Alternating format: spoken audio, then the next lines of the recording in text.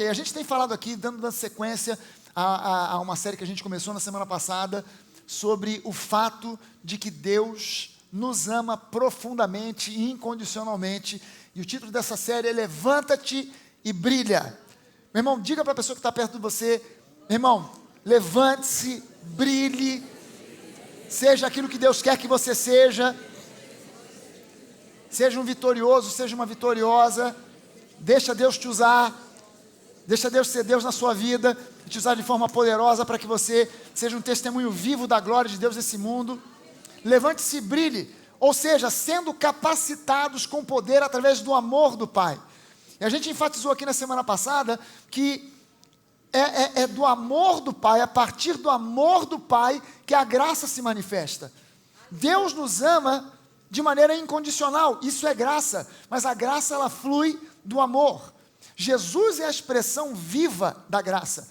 Jesus, ele é a graça em pessoa, mas Jesus é a graça porque ele veio do Pai e o Pai é amor.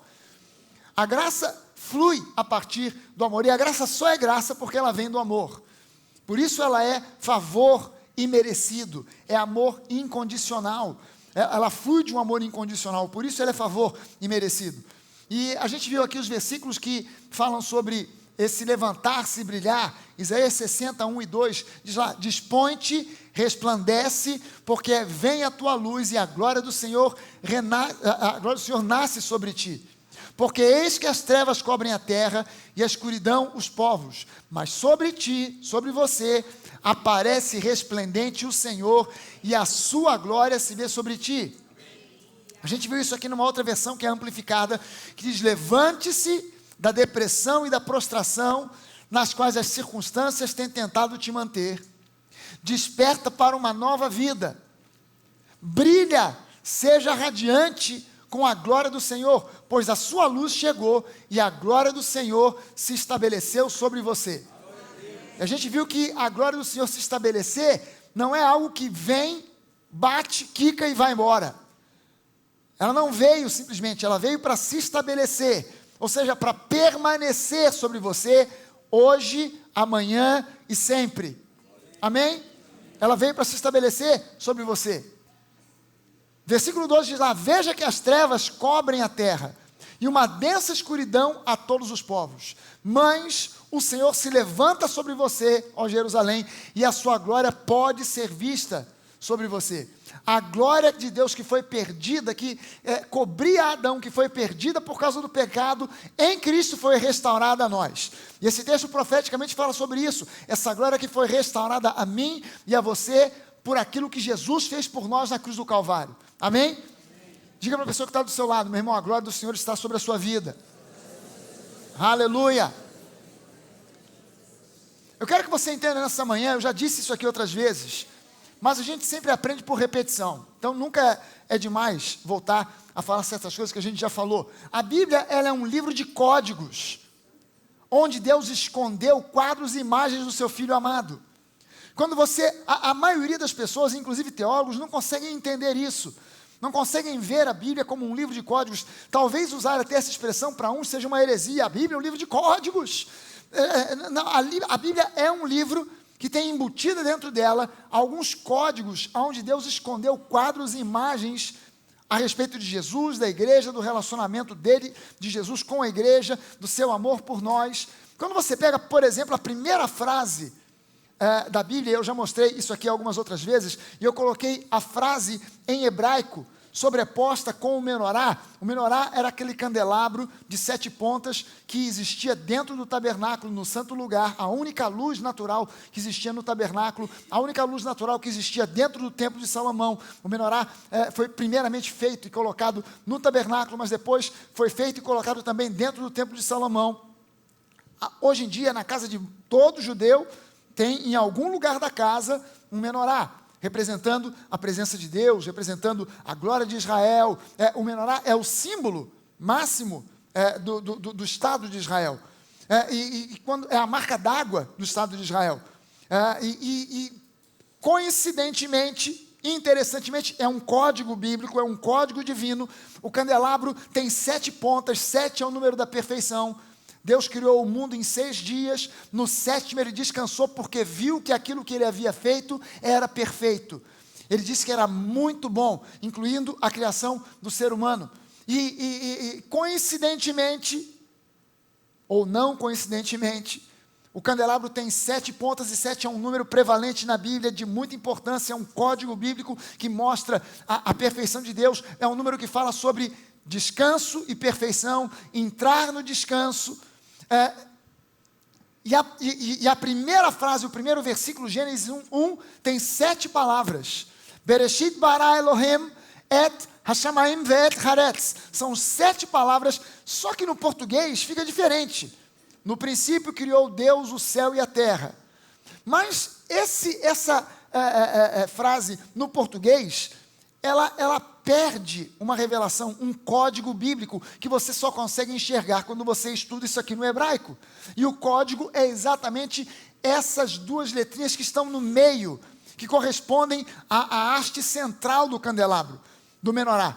A haste central do menorá, na verdade o menorá é descrito no livro de Êxodo como o candelabro central.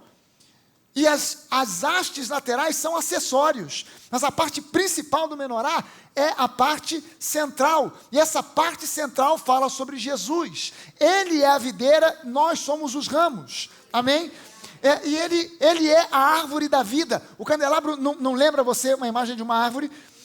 É uma imagem que fala sobre Jesus, porque ele é a árvore da vida. E no hebraico são 7 palavras, e a palavrinha que está no meio, que não é uma palavra, é um código. Bereshit bara Elohim et Aleph Tav. Aleph Tav é um código bíblico que aponta para Jesus. São 2 letras, a primeira e a última letra do alfabeto hebraico, o Aleph e o Tav, e Jesus é o Aleph e o Tav. Ele disse para João que ele é o alfa e o ômega, que são a primeira e a última letra do alfabeto grego. Como o Novo Testamento foi escrito em grego, então quem traduziu colocou lá o alfa e o ômega. Mas é preciso que a gente se lembre que Jesus estava falando isso para João, que era judeu. E no Antigo Testamento, o que mais aparece espalhado em vários lugares como um código que aponta, que revela Jesus, é Aleph Tav. Juntar essas 2 letras não forma uma palavra. Aleph Tav é como você juntar A, Z. Não forma uma palavra, é um código que aponta para Jesus, o Aleph Tav, o princípio e o fim, o primeiro e o último, o alfa e o ômega. Amém? Você pode dizer isso? Jesus é o Aleph e o Tav. As letras bíblicas, as letras hebraicas, elas têm símbolos por detrás de si. Elas vêm de símbolos. O Aleph, o símbolo que corresponde ao Aleph é um boi. O Aleph tem na sua origem o desenho da cabeça de um boi. E o boi é o animal que representa liderança. Uma liderança que tem força, mas que tem mansidão. O Tav, o símbolo que gera o Tav é uma cruz. Jesus é o líder, é o cabeça, é o chefe que lidera através da cruz. Ele é o Aleph e o Tav. Amém, gente? E esse símbolo aparece logo na primeira frase. Bereshit bara, Bereshit no princípio criou Deus, bara Elohim et. Quem foi o Deus que criou todas essas coisas? O Aleph e o Tav, Jesus. E esse símbolo aparece espalhado por vários lugares no Antigo Testamento, mas a gente só consegue enxergar quando a gente vai ler a Bíblia em hebraico. Em português, o Aleph Tav não dá para traduzir, então ele desaparece. Porque no Antigo Testamento, o hebraico é um livro cheio de códigos que apontam e revelam Jesus. Se você pegar a primeira letra, a primeira palavra de Gênesis 1:1, Bereshit, a primeira, está fácil de ler, não está? Todo mundo está conseguindo ler aqui? Bereshit, mole. Bet, Resh, Aleph, Shin, Yud, Tav, Bereshit, fácil, resolveu. Nessa própria palavra, existem vários códigos sobre Jesus inseridos aqui, só numa palavra.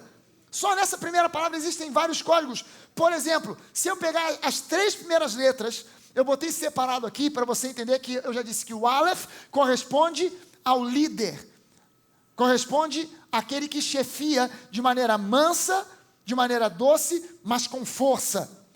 As 2 primeiras letras da palavra Bereshit, Bet, Resh, formam uma palavra. forma a palavra bar. Bar, no hebraico, significa filho. Olha só, as 3 primeiras letras. Bereshit, no princípio. O filho, que é o líder, que lidera com força e mansidão. A primeira palavra de Gênesis 1:1 já começa revelando o filho. As 2 primeiras letras já revelam o filho. E revelam que esse filho é o líder de toda a criação. É o líder da salvação. No meio da palavra Bereshit, se você pegar e isolar só essas 2 letras, Shin e Yod, você forma a palavra Shai. Sabe o que é Shai em hebraico? Shai em... Que silêncio terrível. Shai em inglês. Tímido, mas não tem nada a ver. Shai em hebraico significa presente. Agora olha só. O filho é o líder que nos foi dado como um presente. E o Tav representa o quê? Uma cruz. O filho é o líder que nos foi dado como um presente através da cruz. Se você pegar as 2 primeiras letras e a última, Jesus, ele é o princípio, o filho é o princípio, e como é que chega no fim? Através da cruz. Ele é o princípio e o fim. A finalidade da existência do filho foi a cruz. Eu poderia explorar ainda mais, aqui ainda tem mais coisa dentro só dessa primeira palavra. E a gente passaria aqui milênios, vendo palavra por palavra do Antigo Testamento, e você se surpreender que cada palavra, de alguma forma, revela Jesus. Isso não tem como ser fruto de coincidência, você está entendendo isso? Não tem como ser fruto de alguém que bolou inteligentemente. Nem todos os computadores do mundo conseguiriam fazer isso aqui. Um livro, uma palavra conseguiria, mas um Antigo Testamento inteiro, de Gênesis a Malaquias, cada palavra apontar para Jesus, nenhum computador conseguiria fazer isso. A não ser que nada fizesse sentido. Né? Palavras soltas e isoladas, sem frases, sem sentido, sem histórias. Mas do jeito que é impossível que o homem bolasse e fizesse isso. Uma história que é um código que aponta e revela o amor do Pai por nós é a história de Abraão e Isaque. E em especial o momento do sacrifício em que Abraão leva Isaque para ser sacrificado.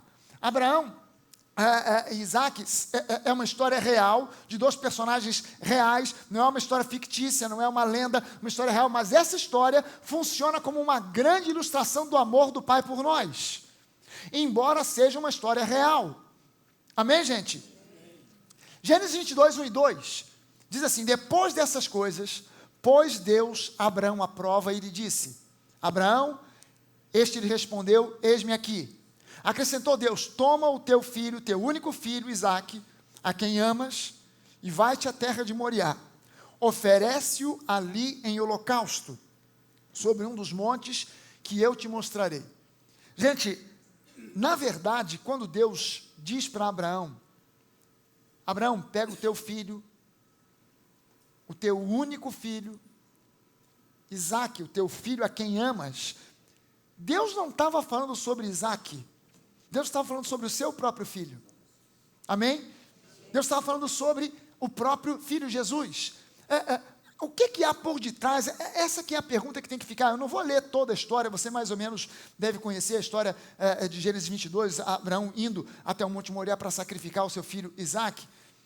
Mas o que há por detrás dessa história? O que existe por detrás dessa história que eu disse para você, que é um grande código que revela o amor do Pai por nós? Na verdade, Abraão aqui, ele é o pai de Isaque e ele representa o nosso Pai Celestial.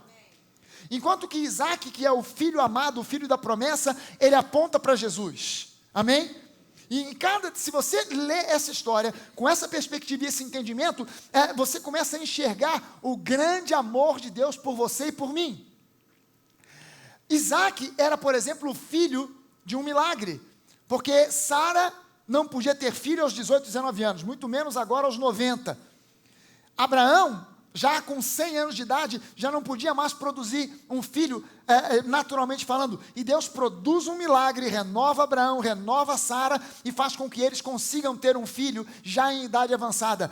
Isaac foi o filho de um milagre, e Jesus também foi o filho de um milagre, porque Jesus nasceu de uma virgem. Jesus não nasceu de um relacionamento sexual comum, Jesus nasceu de uma virgem. Por que Jesus nasceu de uma virgem? Você já parou para perguntar isso? Por que Jesus teve que nascer de uma virgem?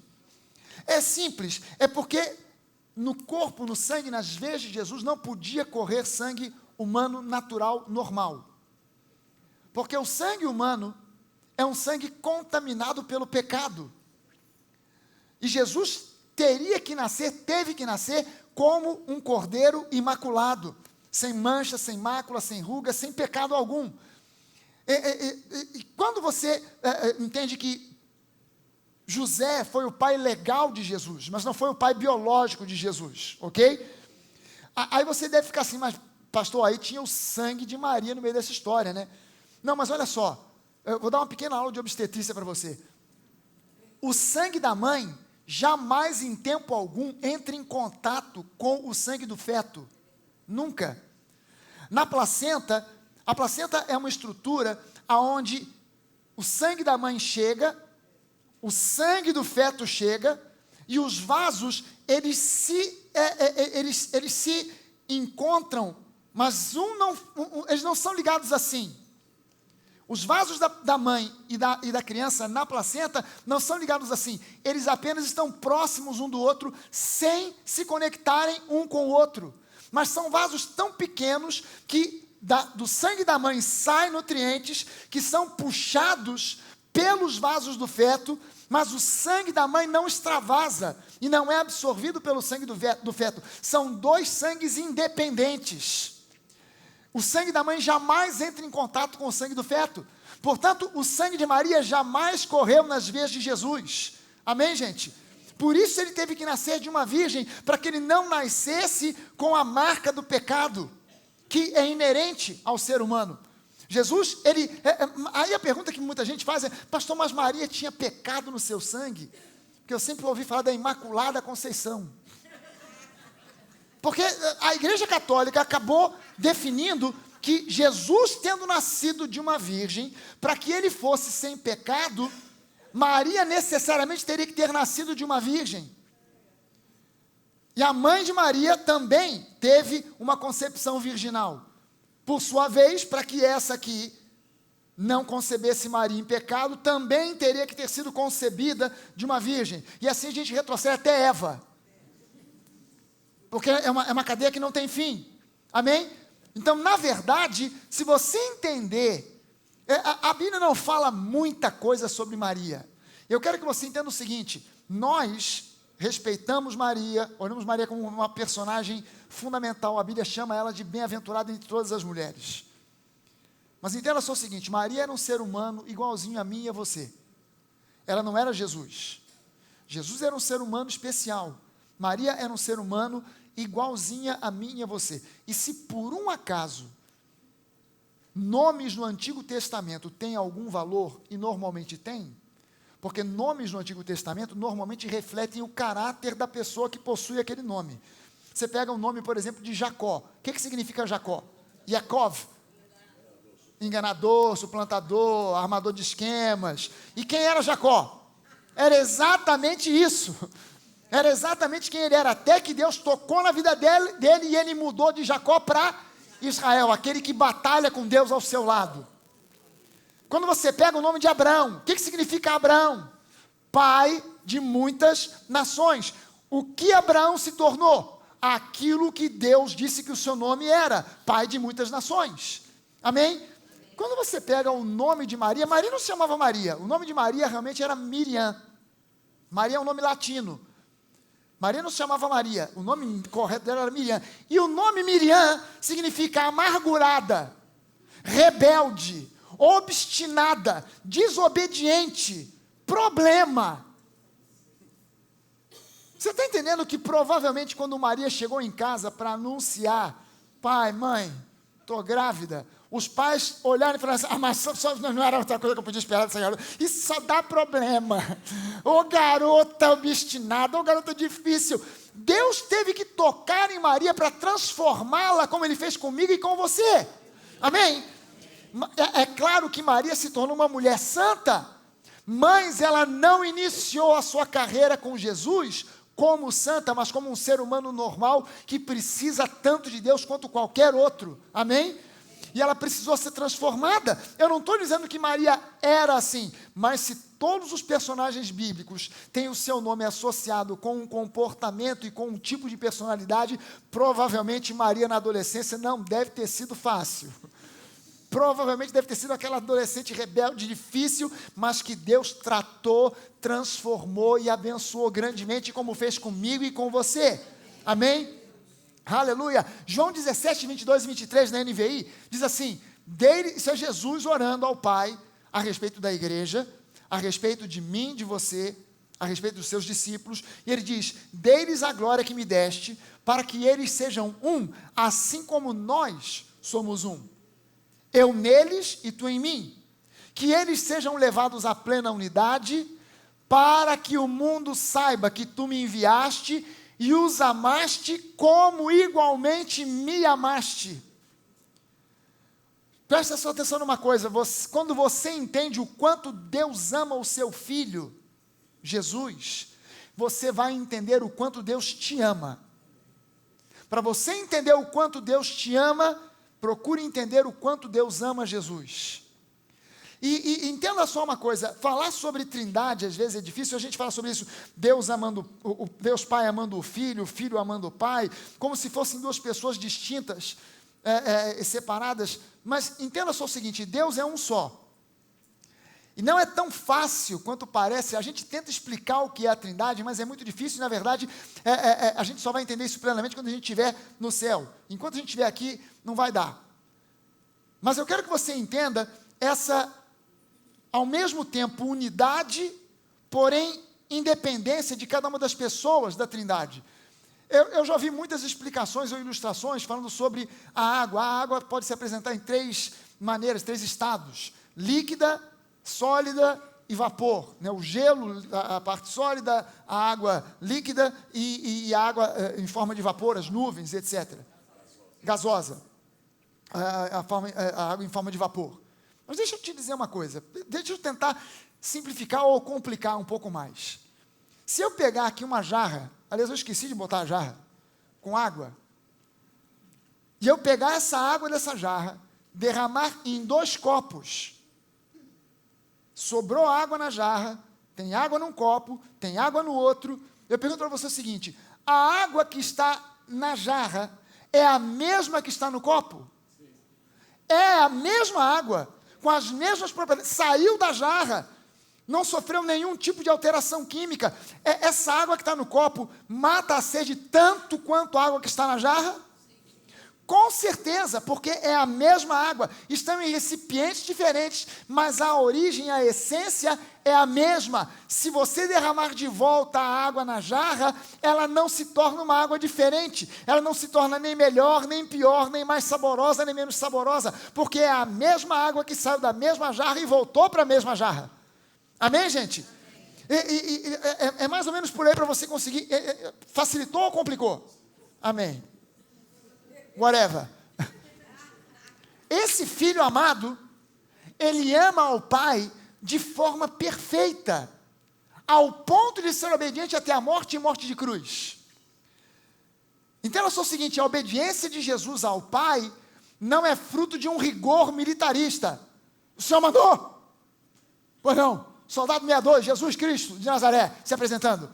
Não. A obediência de Jesus ao Pai não é uma obediência baseada em um rigor de lei, mas é uma obediência que se baseia em amor. Quando a obediência, quando ela flui do amor, ela até é difícil de chamar de obediência, porque o nosso conceito de obediência é alguma coisa ligada ao autoritarismo. Mas Jesus foi obediente, não porque ele era rigorosamente formado numa academia militar, pronto para obedecer a ordens. Eu, quando estava no exército, a primeira coisa que eu aprendi, eu sempre fui um camarada muito questionador. E a primeira coisa que me disseram foi: Fragalho, não questiona, obedece. Tenente Fragalho, para de questionar, obedece. Ordem é para ser cumprida, não é para ser questionada, não é para ser perguntada, não é para saber por quê. É simplesmente para ir lá e fazer como foi dito. E eu não me conformava com isso. Isso era uma crise na minha cabeça. Mas, quando você ama, não tem crise para obedecer. Amém, gente?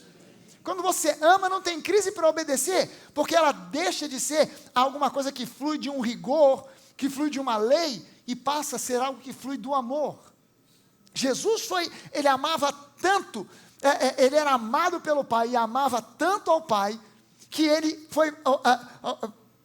amava de maneira tão perfeita, que ele foi obediente até a morte, e morte de cruz. E olha só, a perfeição de Jesus foi reconhecida até mesmo pelos seus inimigos. Judas declarou que havia traído sangue inocente. Pilatos declarou que não encontrou em Jesus falta alguma, crime algum. Um dos ladrões na cruz disse para o outro, que estava do outro lado: nós somos culpados, mas este aí nenhum mal fez. O centurião ao pé da cruz afirmou: verdadeiramente este era o Filho de Deus. E até demônios manifestados reconheceram: eu sei que você é o Filho de Deus. Até os inimigos de Jesus reconheciam nele a perfeição. Amém, gente? Mas o Pai sabia que sem o derramamento do sangue inocente do seu Filho perfeito, não poderia haver remissão de pecados. O Pai sabia disso. Então, por que o Pai pega um Filho tão perfeito, tão amado, e entrega para morrer por mim e por você? Porque Ele nos amou de tal modo, que Ele enviou o seu Filho unigênito, para que todo aquele que nele crê não pereça, mas tenha vida eterna. Gente, Deus amou a mim e a você de tal maneira, com uma grandiosidade tão incompreensível à mente humana, que Ele deu o que Ele tinha de melhor. Ele mandou o seu próprio Filho. Entenda só o seguinte: eu amo muito cada um de vocês aqui, mas eu não daria um fio de cabelo de um filho meu para salvar a sua vida. Eu até me ofereceria para morrer no seu lugar. Não mata ele não, me mata. Eu já estou com a minha vaga garantida no céu, esse irmão aí eu não sei, então, tranquilo. Mas o meu filho, um filho meu entregar para você, por você, para morrer no seu lugar, é ruim. E quem são os pais que concordam comigo, digam amém. Pois é. Mas Deus, Ele nos amou de tal maneira, olha a dimensão do amor de Deus por nós, que Ele não titubeou em entregar o seu próprio Filho amado, um Filho perfeito, inocente, que nunca teve na sua vida nenhum tipo de erro ou pecado. Ele entregou por nós, para morrer por nós. Aleluia. Agora veja só o seguinte: Abraão, ele teve de obedecer a uma ordem que Deus deu a ele, através de uma fé que a gente pode até chamar de fé cega, porque hoje para nós é fácil falar que Abraão subiu, olha a fé de Abraão, subiu o Monte Moriá, Isaac do seu lado, pronto para ser sacrificado, e Abraão vai até lá, e ele não titubeia, e pega o cutelo, e bota o seu filho deitado sobre o madeiro, e ele pega na última hora. É fácil falar isso. Difícil é você imaginar Abraão subindo aquele monte, sabendo que no seu entendimento o filho já estava morto. Abraão, você conhece a história do fim para frente. Abraão estava vivendo os fatos um momento de cada vez, ele não sabia como é que ia ser o final. Na cabeça dele o filho já estava morto. Então quando Abraão teve a fé de Abraão, por que Abraão é o pai da fé?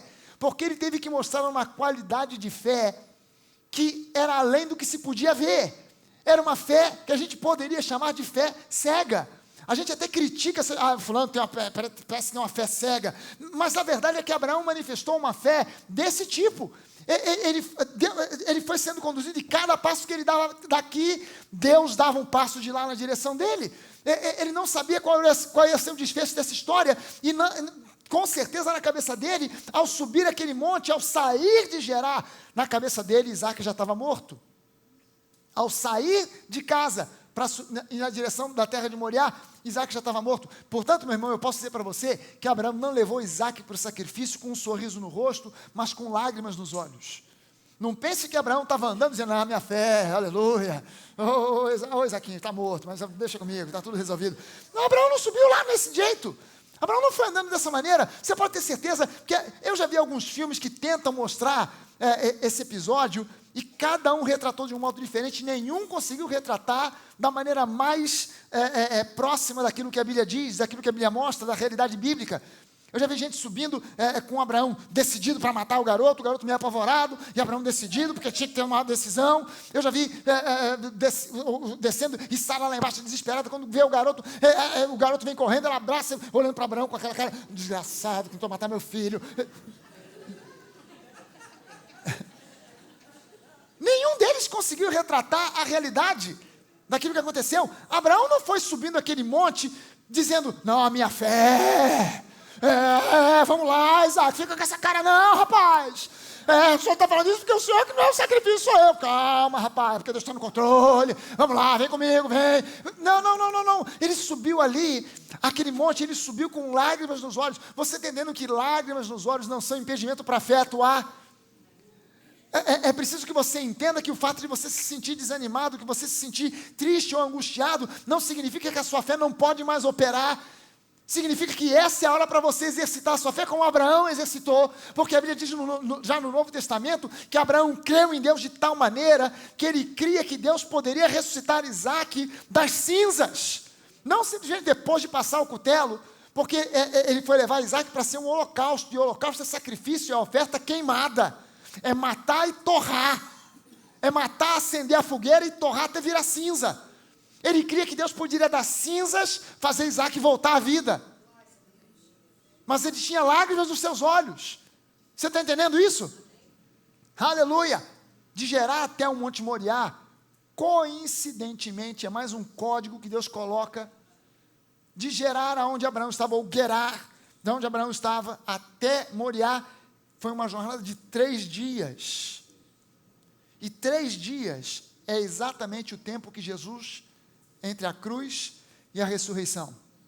3 é o número que aponta para a ressurreição. 3 é o número de vitória sobre a morte. E exatamente levou uma jornada de 3 dias. Isso aqui já vai revelando para nós que essa história ela é tipológica, ela aponta para Jesus. Abraão ele chega ao monte, aos pés do Monte Moriá, aonde mais tarde seria edificada a cidade de Jerusalém. E ele chega aos pés do Monte Moriá com Isaac e mais 2 servos. Por que 2 servos? Por que não 20? Por que não 30? Por que não 400? 2 servos. Esses 2 servos apontam para Israel e a igreja. Porque o sacrifício de Isaac, o sacrifício de Jesus, foi para salvar Israel e a igreja, os judeus e os gentios. Amém, gente? O sacrifício de Jesus é para alcançar o Israel natural e o Israel espiritual. Amém, gente? O Israel natural e o Israel espiritual, que é a igreja. Amém? Ele sobe, Isaac é quem carrega sobre as costas a madeira do sacrifício. É interessante que, se você for a Jerusalém, hoje em dia, o lugar onde supostamente foi o Gólgota, hoje ele é mais baixo. Mas na época de Abraão, o Gólgota era mais alto do que o Monte Moriá. Isso tem uma implicação interessante, porque Isaac sobe esse monte, e ele lá agora vai levando a madeira do próprio sacrifício, que nos lembra exatamente do sacrifício de Jesus, que subiu o monte Gólgota carregando a madeira, o madeiro no qual ele foi crucificado, no qual ele foi sacrificado. Amém? No Gólgota houve trevas por 3 horas. No Gólgota, em meio às trevas, você ouve a voz de Jesus clamando, Deus meu, por que me desamparaste? Por que houve trevas? E por que no meio das trevas Jesus clama isso? Porque, na verdade, naquele momento, Deus apagou a luz, para que ninguém visse Jesus recebendo sobre si, e nem Ele próprio visse Jesus recebendo sobre si os nossos pecados. Jesus, o Filho perfeito, o Filho amado, não somente sofrendo fisicamente, emocionalmente, espiritualmente na cruz, agora recebe sobre si todos os nossos pecados, e Deus teve que virar as costas para Jesus, ao ponto de Jesus clamar, Deus meu, e é a única vez, em todo o tempo de ministério de Jesus, que ele chama a Deus de Deus, Porque Jesus até então nunca tinha se referido ao Senhor como Deus, ou meu Deus, mas sempre como Pai. Mas nesse momento em que os nossos pecados são colocados e há uma separação, Deus vira as costas para não olhar, se separa de Jesus, não de Jesus em si, mas dos pecados que estavam sobre ele. E entenda só o seguinte, a Bíblia diz com muita clareza que os nossos pecados estavam sobre ele, o castigo que nos traz a paz estava sobre ele. Os nossos pecados não estavam nele, mas sobre ele. Os nossos pecados não poderiam nunca estar nele, mas sobre ele puderam estar. Ele era perfeito, amado, e assim mesmo Deus permitiu que fosse colocado sobre ele todos os nossos pecados. Não sobrou um que tenha ficado de fora. E por que Deus fez isso? Porque Ele nos amou. Porque Ele nos amou. E eu poderia até dizer para você que nesse momento aqui, Deus amou mais a nós do que ao seu próprio Filho. Porque Ele removeu de nós a condenação e colocou sobre Ele, sobre Jesus. Amém, gente? Essa é a dimensão do amor do Pai por nós. Jesus chamou seu Pai de Deus, para que nós pudéssemos chamar ao Senhor Deus de nosso Pai. E Jesus fez isso por uma razão muito simples, porque Ele nos amou de tal maneira, de tal modo, de tal profundidade, de tamanha dimensão. Por isso nós precisamos orar. O apóstolo Paulo diz que orava pela igreja, e nós precisamos orar essa mesma oração. Pai, revela, levante uma das suas mãos e faça essa oração agora. Diga assim: Pai, me revela, dia a dia, mais e mais, a dimensão plena do teu amor para comigo. Amém. O apóstolo Paulo disse que orava pela igreja, dizendo: eu oro para que o Pai revele a vocês, dê a vocês espírito de sabedoria e de revelação, para que vocês conheçam a altura, a profundidade, a largura, a dimensão plena do amor de Deus para com vocês. É algo que nós precisamos orar constantemente. No último momento do ato de sacrifício de Isaac, Deus impediu Abraão, e a Bíblia diz que Abraão olha para trás e vê um carneiro preso em um arbusto pelos chifres. E aí Abraão acaba chamando aquele lugar de o lugar aonde Deus provê. Yahvé Iré. O Senhor é aquele que tudo vê, é aquele que tudo provê. O Senhor proveu naquele lugar. Mas é interessante que aqui, quando a Bíblia diz que Abraão virou-se e viu um carneiro amarrado pelos chifres, o Novo Testamento nos diz algo além. A gente deveria perguntar o que Abraão realmente viu. No Antigo Testamento, em Gênesis 22, apenas diz que Abraão se virou e viu amarrado num arbusto um carneiro que até então não estava lá. E de repente aparece amarrado nos arbustos um carneiro, que era um animal próprio para o sacrifício. Mas o que foi que Abraão realmente viu? Quando você vai ao Novo Testamento, Jesus falando sobre Abraão, ele está tendo um debate com os fariseus, e os fariseus dizendo: não, nós somos filhos de Abraão, e Jesus está dizendo: não, vocês são do diabo, o pai de vocês é o diabo. Não, nosso pai é Abraão. E aí Jesus diz para eles o seguinte: Abraão, o vosso pai, aquele que vocês dizem ser o pai de vocês, alegrou-se por ver o meu dia, viu-o e regozijou-se. Aonde e quando Abraão viu o dia, esse dia de Jesus? Eu posso garantir para você que foi exatamente no Monte Moriá. Quando Abraão olha e ele vê, não um carneiro, ele olha e ele vê o Gólgota. Do Monte Moriá, você conseguia enxergar o Gólgota, porque o Monte Moriá e o Gólgota fazem parte de uma cadeia, de um complexo de montes em Israel, em Jerusalém. E quando Abraão olha, o que ele vê não é simplesmente um carneiro, ele vê o plano da salvação, ele vê a cruz de Jesus, ele recebe uma revelação sobre a salvação. E a Bíblia diz que ele se regozijou. Regozijou-se por quê? Em primeiro lugar, porque Deus livra ao seu Filho amado da morte. Mas em segundo lugar, porque ele vê que vai haver um dia, que haveria um dia em que o Filho amado do próprio Deus morreria, não seria poupado como Isaac foi poupado, ele morreria para que nós recebêssemos plena e completa salvação. É isso, e quando a Bíblia diz, quando Jesus diz que Abraão viu e regozijou-se, essa palavra no grego é um termo forte, que é como se dissesse: Abraão viu o meu dia, viu-o e fez uma festa. Não somente ele, porque foi uma alegria dupla. Meu filho foi livre da morte e eu ainda vi o plano da salvação. A palavra expressa como se Abraão tivesse visto e dado um uhul, e saiu pulando, dançando. Isaac, pô pai, solta aqui primeiro que eu também quero participar da festa. Isaac foi poupado porque tudo aquilo era um teste profético, além do que o sangue de Isaac era o sangue de um pecador, e seria impróprio para o holocausto. Mas Jesus não foi poupado porque ele é a única provisão para a remissão do pecador. Sem Jesus, sem o derramamento de sangue de Jesus, não haveria perdão de pecados, e nós continuaríamos mortos espiritualmente, continuaríamos separados do Pai. Agora veja o seguinte, no que concerne a Deus, os pecados do mundo, não só os meus e os seus, no que concerne a Deus, os pecados do mundo já foram todos carregados por Jesus na cruz do Calvário. Ah, pastor, só acredito nisso se eu mostrar na Bíblia. Então eu vou mostrar para você 3 testemunhos bíblicos. A Bíblia diz que toda a verdade tem que ser estabelecida por 2 ou 3 testemunhas. Eu vou buscar logo 3, que é para não ter dúvida. Em primeiro lugar, João 3,16 diz lá, porque Deus amou a quem? Ao mundo, de tal maneira que deu o seu Filho unigênito, para que todo aquele que nele crê não pereça, mas tenha vida eterna. Depois, em 1 João 2,2, diz que ele, Jesus, é a propiciação pelos nossos pecados, a igreja. E não somente pelos nossos próprios, mas ainda pelos do mundo inteiro. 1 Coríntios 5,19 diz, a saber que Deus estava em Cristo, reconciliando consigo a igreja.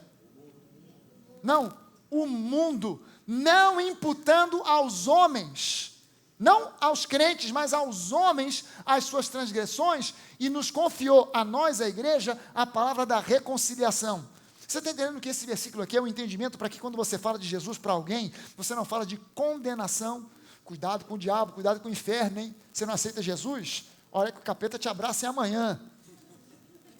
Não, você não fala de Jesus com esse tipo, porque você foi chamado para ser um mensageiro da palavra de reconciliação. Meu querido, você tem que entender, os seus pecados já foram todos perdoados. Ah, não, eu não vou para a igreja porque, caramba, eu tenho que primeiro consertar a minha vida. Não, do jeito que você está é como você tem que ir. Porque só tem conserto para você lá. É lá que você vai entender que Deus já perdoou todos os seus pecados. Entenda isso aqui. O pecador não vai para o inferno por causa de pecado algum. Cuidado com este pecado que você vai te levar para o inferno, hein? Não é o pecado A, B ou C que leva alguém para o inferno. Não é a soma de vários pecados que leva alguém para o inferno. Na verdade, o pecador não vai para o inferno por causa de qualquer pecado, mas sim por rejeitar a provisão para o pecado que somente existe em Jesus Cristo.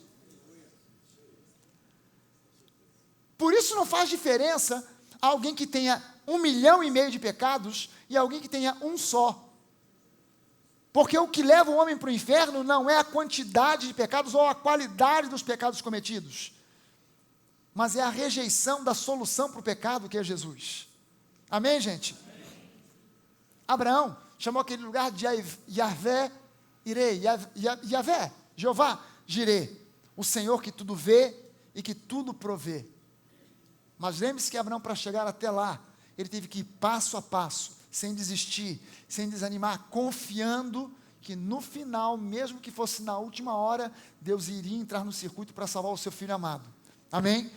E é assim que nós temos que crer, a nossa fé tem que ser assim. A fé que Abraão manifestou foi uma fé que perseverou até o fim. Abraão perseverou na fé até o fim.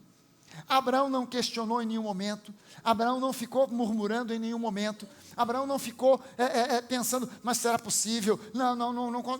Abraão não questionou nada, ele se manteve firme na confiança de que Deus é um Deus bom, de que Deus é um Deus de promessa, é um Deus de aliança, e que Ele não falha, e que Ele não iria retroceder naquilo que Ele já havia prometido. E por isso a Bíblia diz lá no Novo Testamento, que Abraão cria que Deus podia trazer dos mortos de volta Isaque, porque ele confiava absolutamente, firmemente, tremendamente em Deus. Isso é a fé que Abraão manifestou, uma fé que foi até o fim, sem ficar fazendo questionamentos no meio do caminho, mas simplesmente declarando que Deus é bom. Gente, e o diabo, quando traz problema na sua vida, nunca é um só. é sempre uma carrada deles, né? Vem uma montoeira, um atrás do outro, um amontoado com o outro. Ontem de noite estava terminando de preparar isso aqui, fazendo slides, aí sai a Denise de casa para ir a apresentação de Natal das crianças no teatro. No meio do caminho, o carro para e apaga geral, o volante fica duro, não sabe como sai, teve que vir no embalo para encostar num canto, o volante liga para uma chuva danada, ela me telefona, eu estava lá na Ayrton Senna, meu Deus do céu, e chuva, telefona para o seguro, olha, o número é esse e tal, telefona, e o homem do reboque vai chegar, não vai chegar, só daqui a 1 hora, pode estar lá num lugar escuro, perigoso, pode ter assalto, não sei o que, desliga o telefone, aí toca o telefone de volta, e olha, morreu um membro da igreja, ai meu Deus do céu, não é possível, aí daqui a pouco faz um SMS no meu celular, seu cartão foi clonado, alguém tentou fazer compra na Amazon, telefona para o cartão, olha, cancela o cartão, não é nada disso, e começa um atrás do outro, uma chuvarada de coisa uma atrás da outra. Na hora, eu percebi, o diabo está querendo que eu comece a dizer, que droga, não é possível, o carro quebrou, esse carro não dá problema, justo hoje, ainda mais, meu Deus, o outro vai morrer, e o cartão foi clonado, desgraçado. Falei, Satanás, você já perdeu, se deu mal nessa. Jesus é bom, Deus é bom, aleluia. E eu passei os momentos todos, eu não sabia o que orar. O que eu estava dizendo? Só, Jesus é bom, o Senhor me ama, Deus me ama, Jesus está no controle, Deus é bom, Jesus está no controle, eu sou amado, aleluia. Amém, gente? Nessa hora, exato, falar sobre isso aqui, sobre Abraão subindo o Monte Moriá, ao lado de Isaac, é fácil. Difícil é você subir o monte carregando Isaac. Olhando para ele, já está morto, coitado. Já era. É preciso que você, na hora do sufoco, é aí que você tem que lembrar. Peraí, Deus está comigo, Deus é comigo, eu não vou murmurar. É isso que o diabo quer, que eu comece a gemer, a chorar, a reclamar, a dizer que Deus me abandonou, que ninguém liga para mim, que o pastor não se importa, que o irmão não me ama, que a igreja é isso e aquilo. É isso exatamente o que o diabo quer. E ele se encarrega de colocar as frases certinhas na sua cabeça. É impressionante. Você não reparou ainda que frase de murmuração é frase feita? Já vem pronta na sua cabeça? Você não precisa filosofar, pensar, bolar, juntar alé com cré, verbos na conjugação certa. Ele manda para você certinho, já tudo digitado já.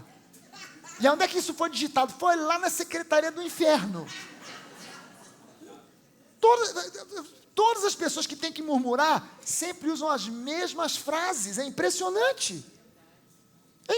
Por que isso? Porque já vem pronto do inferno para fazer você cair no desânimo, no descrédito, na desconfiança de que Deus não te ama, que Ele não liga, que Ele não se importa.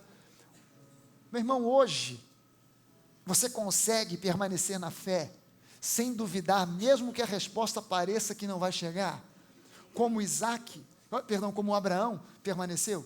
Você consegue passar pelo vale sem gemer, sem murmurar, sem reclamar. Eu não estou dizendo que você passa sem chorar, eu estou dizendo que você passa sem murmurar.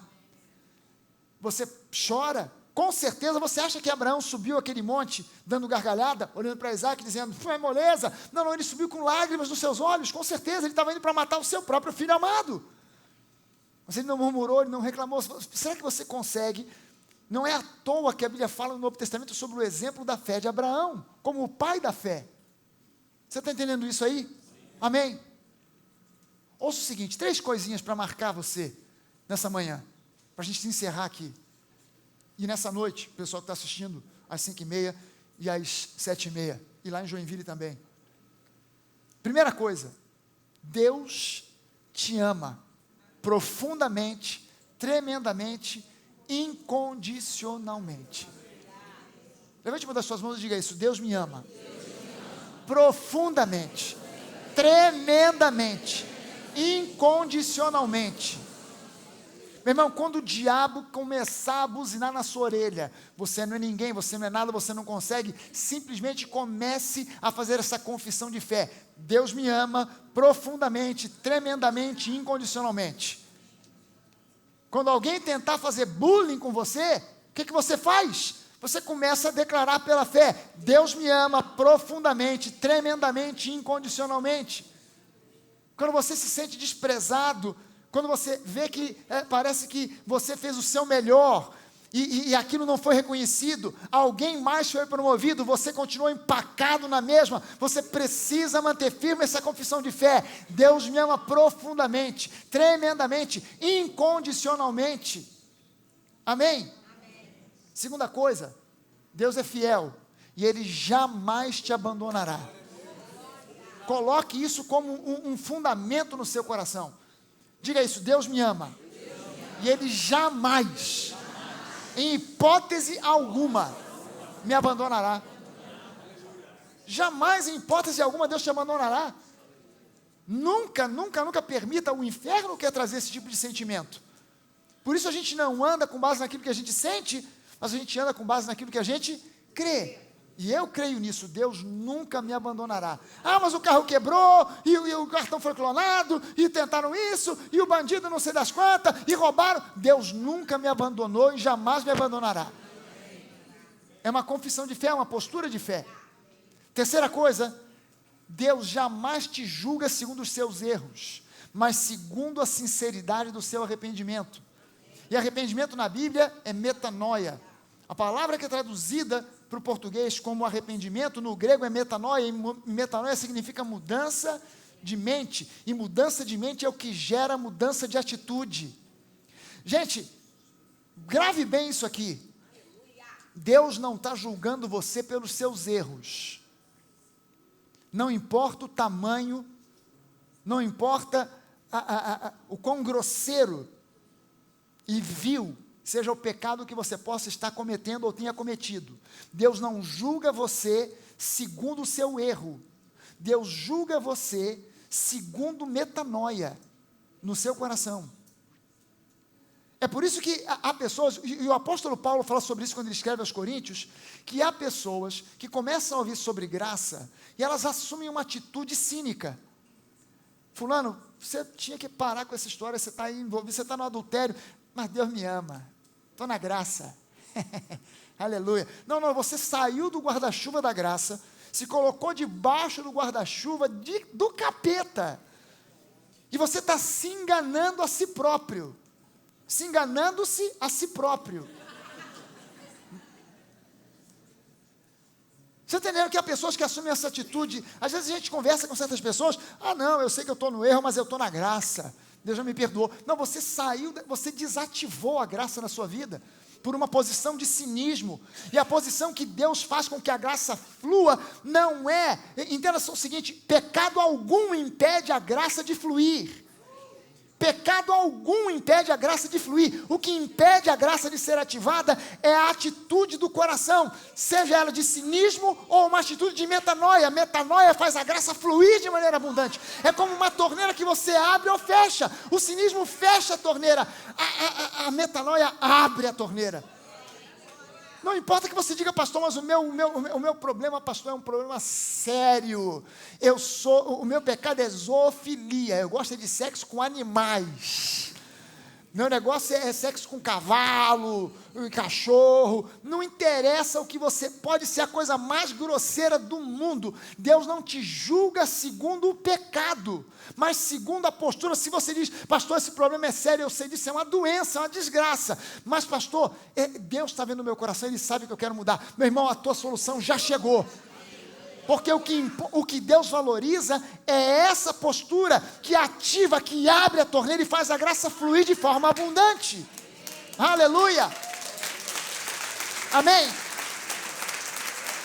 Por isso eu disse aqui na semana passada, talvez tenham pessoas que ficaram meio escandalizadas, quando eu falei sobre a questão de homossexualismo. Deus não julga o homossexual segundo o homossexualismo que ele pratica ou não. Por favor, entenda isso. Deus olha o coração e vê se existe ali metanoia. Ainda que você diga: ah, mas o fulano parece que não está se arrependendo, porque semana sim, semana não, ele está dizendo que voltou e caiu e errou. Mas se ele tem uma atitude sincera, a graça está fluindo na vida dele de forma tão abundante quanto na sua. Você está entendendo isso? A questão não é você julgar, não, vamos fechar a porta porque o homossexual, não, a gente não pode, nós temos que ser semelhança de Deus, e não julgar as pessoas pelo pecado que elas possam cometer ou deixar de cometer, mas pela atitude de desejo de mudança que elas têm. Amém, gente? Lembre-se sempre disso, o cinismo fecha a torneira, a metanoia abre a torneira, e faz com que a metanoia flua de maneira abundante. Amém? Não importa o tamanho, a feiura do pecado, importa a atitude do coração. Senhor, eu quero me livrar dessa porcaria, eu quero me livrar desse vício, eu quero me livrar desse mau hábito, eu quero me livrar dessa característica da minha personalidade. Pastor, personalidade não muda. Muda.